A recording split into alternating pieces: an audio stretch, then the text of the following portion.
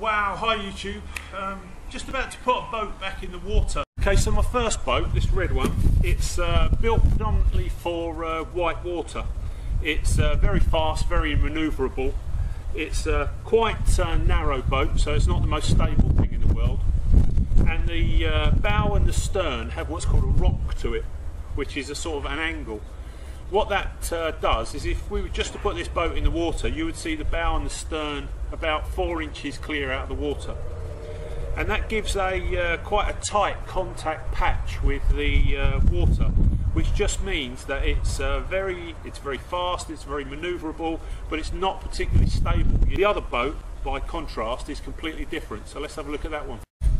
Okay, so today this is my favourite boat. It's a fiberglass boat, which means it's light if I have to portage it.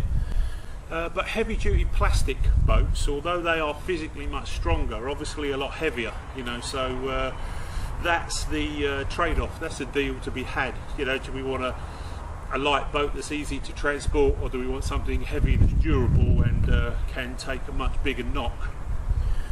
Just looking at this boat, you'll see that it's wider, and the wider the boat, the more stable, and it doesn't have such a extreme rock to it, so the bow and the stern are pretty flat. Now what this boat does is it has quite a big contact patch with the water, which means that in a straight line it's pretty fast, but it's not exactly the most manoeuvrable thing in the world.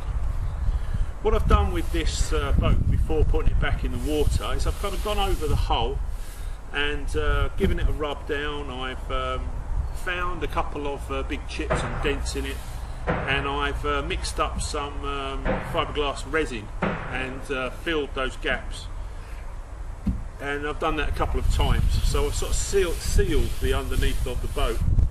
Now the other thing that I've done with this boat is I've rebuilt the cockpit, so let's show you that. So at first glance, the cockpits of these two boats look pretty similar in size.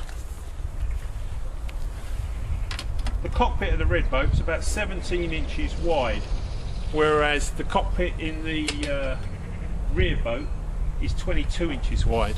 So straight away, the rear cockpit is going to be easier to get in and out of in an emergency, and that was my reasoning behind reworking the cockpit. Let's show you what I did with that. I've made the cockpit 6 inches wider, so as I've taken the actual cupola sort of nearer to the waterline, I've had to build the sides up. So what I've done is made a cardboard template, so I cut the hole out, made the cardboard template, and then just tacked it in place with some super glue, and then I've gone over it with the fiberglass, and it's had 3 layers of fiberglass plus the resin. It was to put the seat, the cockpit, back in. Here's a trick for you. If you've done some work on your boat and you want to know whether it's watertight, put it on the ground so the hull is well supported, fill it up with water, mark the water level, and check it in 24 hours. So, roach being roach, what I had to do was to come up with a duck boat, really. You know, so I have put a couple of coats of gel coat, couple of coats of fiberglass resin on the hull, on the bottom, and then on the top, once I'd finished the paint scheme, which I have to say I really like, I've covered it in 3 coats of normal sort of yacht boat varnish, and that's just there to protect the paint, in truth. So from a bright yellow boat, it's gone to this kind of camouflage pattern.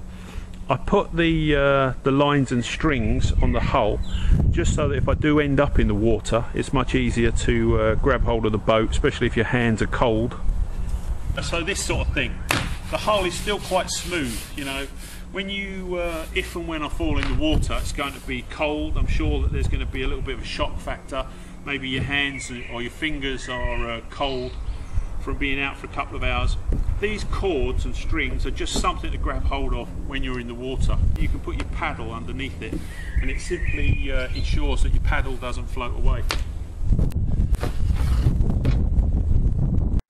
So you can see that even this boat does have a rock to it, but it's not as severe as the red boat in the background.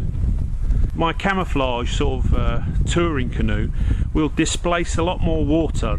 The hull is a lot flatter and a lot wider. It'll be a lot more stable, but it's not as fast and it's not as manoeuvrable.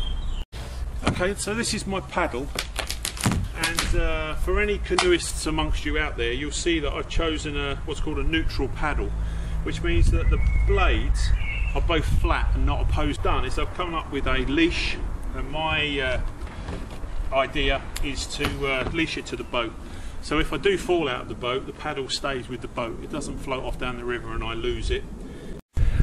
This is another piece of kit that I've laid my hands on. It's a 60 litre dry bag from Pleased With Those. So what you do with a dry bag is you have to ensure that you've got at least 3 folds on it. So 1, 2, 3, and that'll ensure that the bag is watertight. And then what it does is it fastens in the front. And the contents of your bag is pretty safe. The other thing you can use these bags for is flotation devices or more buoyancy for your boat. So this bag fits in behind the cockpit, and this is going to be all of my equipment.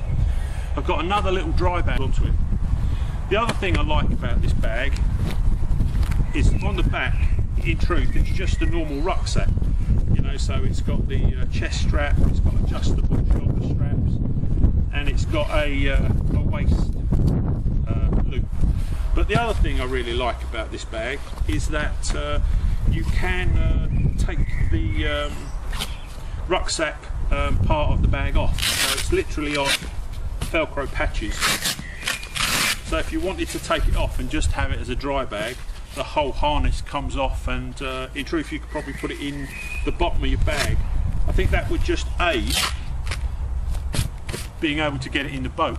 The other thing with this is you can put this on your back if you have to portage any locks or obstacles in the river. Okay, so that's the spray deck in situ. It's got a zip pocket at the front here for maybe a few snacks, a map, your phone, anything like that. Obviously everything goes in a dry bag, and that's pretty much the deck in place. This deck comes with quite a long snorkel that goes around your torso. So there's my helmet and my neoprene liner. The other thing that I think is prudent is a buoyancy aid. Like I say, I haven't been in the river now for over 20 years. I think it would be reckless of me to go without having a good buoyancy aid and a good normal training shoes. They just get sodden and they're uncomfortable. Although these things will get wet, they'll get wet and warm, and that's a very different existence throughout the course of it. Okay, YouTube, this is a message for Pete Wiseman, aka Maverick Outdoors. That's my kit and equipment, Pete. I'm ready to rock and roll. If we're going to have this rematch on the river, I'm really looking forward to it. Thanks for coming down to the retreat. I really enjoyed your company for the time you were there, and really looking forward to getting out on the river, doing a bit of a stealth camping on some of the islands. So that's what I've been up to, YouTube. As always, any comments, love to hear them. Back soon.